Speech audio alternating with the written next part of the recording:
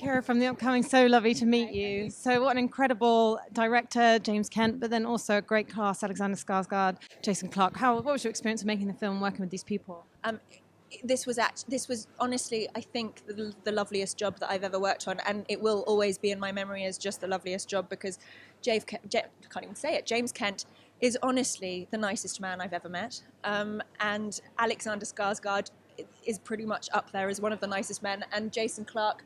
I love working with Jason so much. I've worked with him before. You know, he's one of my favourite actors. I'm such a fan of his work. So just, again, that opportunity to kind of step into the ring with him and play was very exciting. So it really was a lot of fun. What do you think people are going to take away from the film? Well, I hope that I think it's a film about redemption. I think it's a film about building bridges. I think that it's a very grown-up film. I think it's about a very grown-up love story.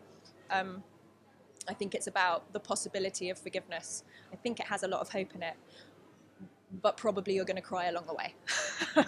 Yeah, I mean, I think I was really interested in this because I've watched a lot of World War II films. I've been in quite a few World War II films, but I'd never seen a film that's directly dealing with the aftermath of a conflict and how on earth you physically rebuild cities and countries and nations, but actually also rebuild yourself after going through such trauma.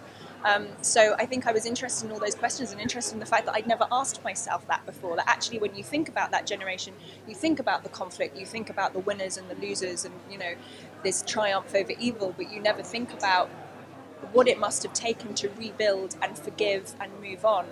And it's a film, I think, that deals with all of that on a very personal level, but equally on that sort of political level. Well, I mean, I don't know. I think it's impossible not to empathise with this character, whether you are a mother or whether you aren't. You know, I mean, I think absolutely my view of the world and the way that I play characters and the way I see characters is different since being a mother, because motherhood pretty much changes you fundamentally, so you can't not see the world differently and therefore see the characters differently. But that's not to say that somebody who doesn't have a child couldn't empathise with this person or play this person.